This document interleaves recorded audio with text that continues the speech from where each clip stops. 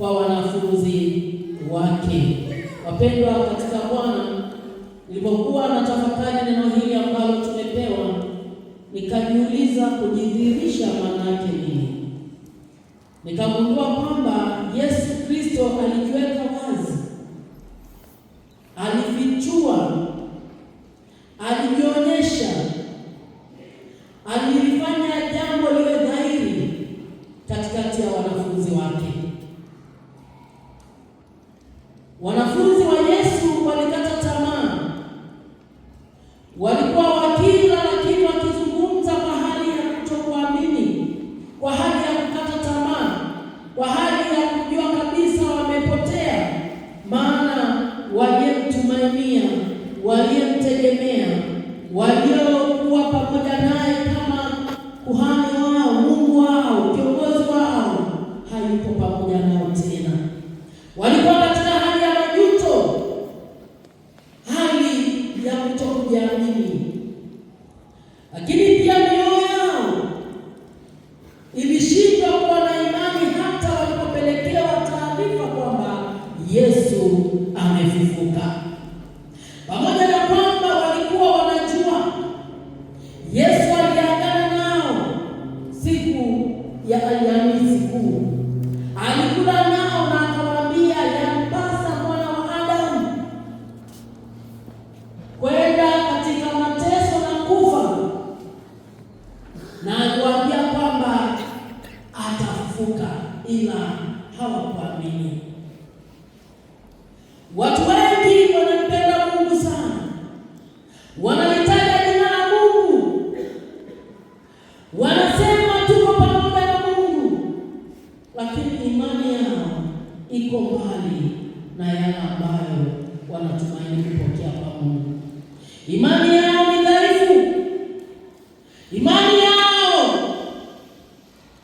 imepotea kwa yale ambayo Mungu anayafanya katika maisha yao. Yesu alipofufuka, Maria na Magdalena walieneza habari za kufufuka kwa Yesu kila mahali kwa watu wote, na hata wanafunzi wa Yesu walipata habari, lakini kwa kuwa akili zao zilikuwa zimechoka, kwa kuwa walikuwa wamechanganyikiwa, hawakusadiki yale maneno waliopelekewa ya kwamba Yesu amefufuka. Wapendwa katika Bwana, hata sasa watu wengi wamekosa imani kwa mambo wanaopitia katika maisha yao. Wengine wamechoka na kukatishwa tamaa na wale ambao wanawanenea mabaya, wengine wanawasemea vibaya, wengine ni ndugu wa damu, wengine wamechoshwa na kukata tamaa na mizigo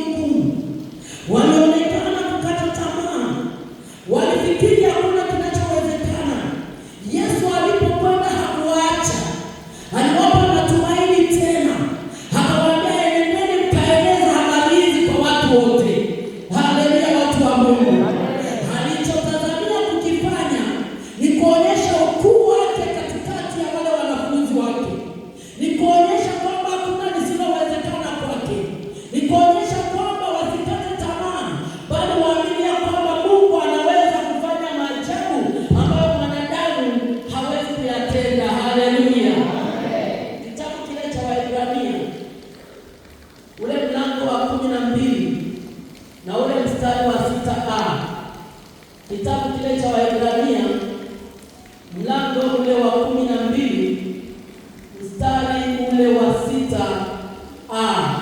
Neno la Mungu linasema hivi, Waebrania 12:6a, maana yeye ambaye Bwana ampenda humrudi. Maana yeye ambaye Bwana humpenda humrudi. Yesu aliwaambia wanafunzi wake, kwa nini wana mioyo migumu? Aliwaonya kwa kuwa aliona wana mioyo migumu, aliwarudi. Alitamani kuwafundisha jambo. Wakristo wa leo, watu wengi wa leo, wakionywa wanamkasirikia aliyewaonya. Wakiambiwa acha uovu, wanasema ni kwa nini wanatufuatilia kwenye mambo yetu? Wakiambiwa geuka, Kristo anarudi. Wanaona kwamba wameposewa. Wapendwa watu wa Mungu, Biblia inasema wana ambao Mungu anawapenda, Mungu huwa anawarudi ili kuwabadilisha, ili kuwajengea imani tena, ili kuwainua tena, ili kuwapa matumaini tena. Yesu Kristo aliwakemea wanafunzi wake. Ni kwa nini? Ili awarudi, waweze kuondokana na tabia ya kukata tamaa, waweze kuamini kile wanachoambiwa. Mtu anapokurudi, mtu anapokuambia ukweli, mtu anapokuambia badilika, anakupenda. Bwana Yesu asifiwe. Wako vijana ambao wamekuwa shida na taabu kwa wazazi wao. Watoto wa siku hizi hawapendi kuambiwa acha, hawapendi kuambiwa geuka, hawapendi kuambiwa fanya hiki, wanapenda wajiongoze wenyewe. Ngoja niwaambie watu wa Mungu, mzazi wako kama alishindwa kukuua ukiwa tumboni, akateseka, akakupata, akakulea, akakutunza, hawezi kuja kukutendea mabaya. Anakuonya ili upate faida katika maisha yako ya baadaye. Wala yeye sio kwa ajili ya kitu kingine, ili maisha yako yakinyooka baadaye uweze kupata faida. Uwe mtoto mwema. Bwana Yesu asifiwe. Uwe mzazi bora na si bora mzazi. Uwe baba mwema na si bora baba. Uwe mama bora na si bora mama. Wako watu ambao ni kwa sababu tu wanaitwa baba, lakini hawana ubora wa baba katika maisha yao. Hawalei familia zao, hawajui wanakula nini, hawajui wanavaa nini, hawajui wanaishije. Wanawake wanakimbia sokoni kuanzia saa 11, saa 10 usiku, wakija nyumbani wanapigwa mateke na mangumi. Mwanaume amekunywa, amelewa, yuko chakani. Wanaume wanamna huyo ni wanaume, lakini sio wanaume bora. Bwana Yesu atuhurumie. Lakini pia tunatamani kuwa na wanawake bora. Mwanamke anayejua kwamba yeye ni mwanamke, yeye ni msaidizi. Hata kama umepewa kipato, umeambiwa mkalie mume wako, umeambiwa wewe ni msaidizi, msaidia avuke hatua. Mwanamke mnyenyekevu, mwanamke anayejitambua, anaamka kabla usiku haujaisha kuwapa watu wa nyumbani wake chakula. Siku hizi wanawake wanasema na wewe mwanaume unatakiwa utangulie nyumbani ili upike, ufanye usafi. Siku hizi ni mashindano. Hiyo roho ishindwe katika jina la Yesu. Haleluya. Bwana Yesu asifiwe. Anapokurudi mtu anatamani upate baraka. Anapokurudi mtu anatamani upate neema. Anapokurudi mtu anatamani uone ile nguvu ya Mungu katika maisha yako. Kwa hiyo tubadilike. Mungu anaposema na wewe kupitia mtumishi wake, mwambie Mungu, nashukuru kwa kuwa leo umeniambia mambo ya nyumbani mwangu ili nipate kubadilika na uchukua hatua ya kubadilika. Bwana Yesu asifiwe. Haleluya. Haleluya. Ukimpa Mungu maisha yako, atakutia nguvu katika changamoto unayopitia. Atakutia nguvu katika shida unayopitia. Atakutia nguvu katika maisha unayopitia. Kitabu kile cha Isaya mlango ule wa 41 mstari wa 10, Biblia inazungumza habari ya kuwatia nguvu na kuwaimarisha.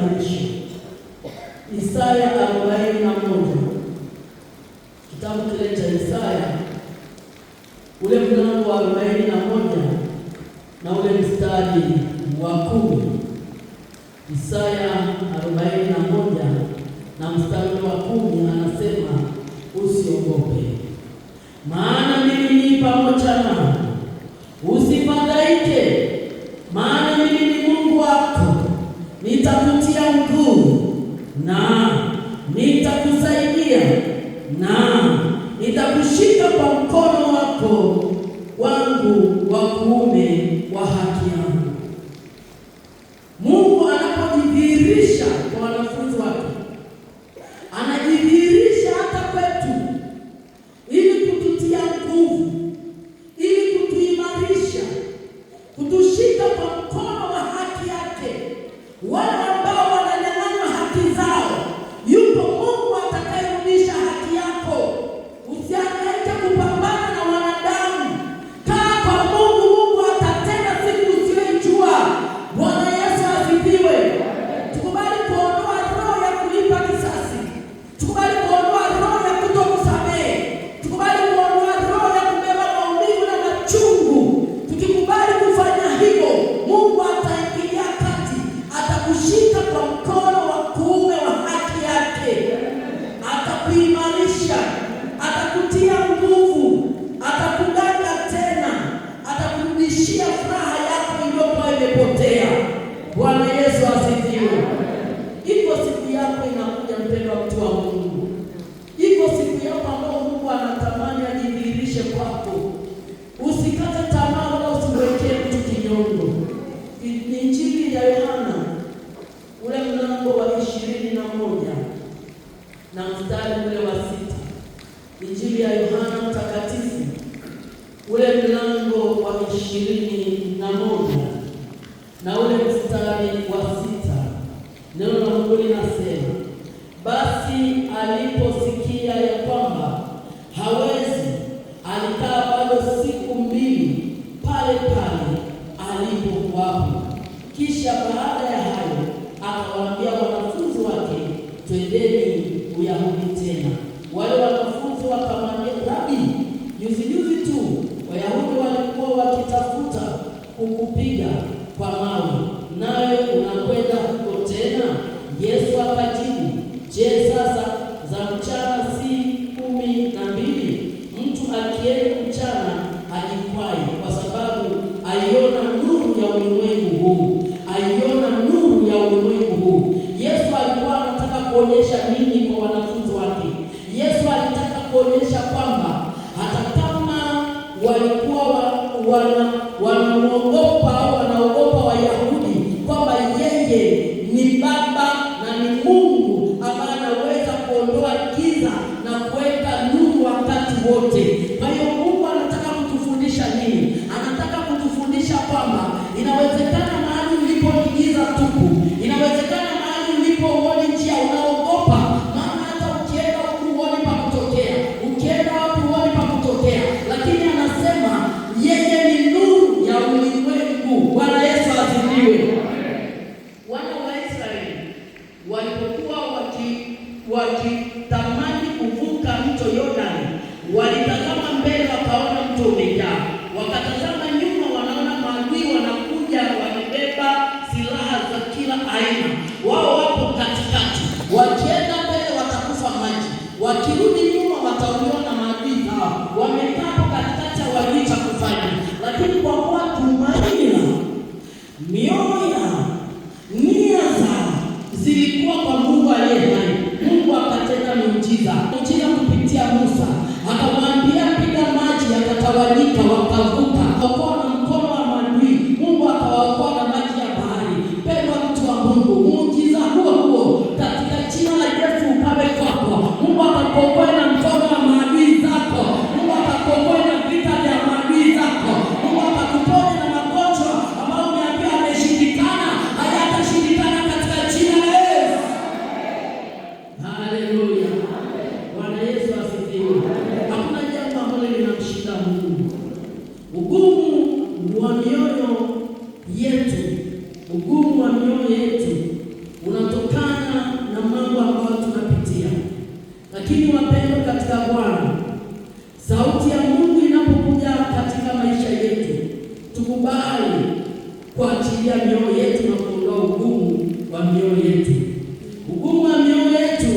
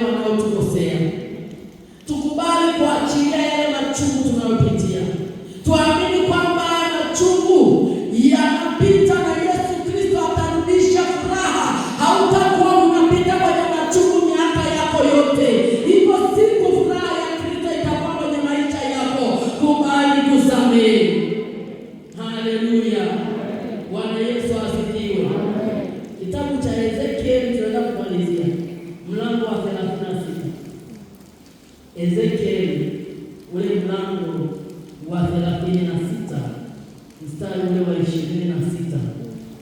Kitabu cha Ezekieli mlango ule wa 36 na ule mstari wa 26, neno la Mungu linasema hivi. Ezekieli 36:26, neno la Mungu linasema, nami nitawapa ninyi moyo mpya, nami nitawatia roho mpya ndani yenu,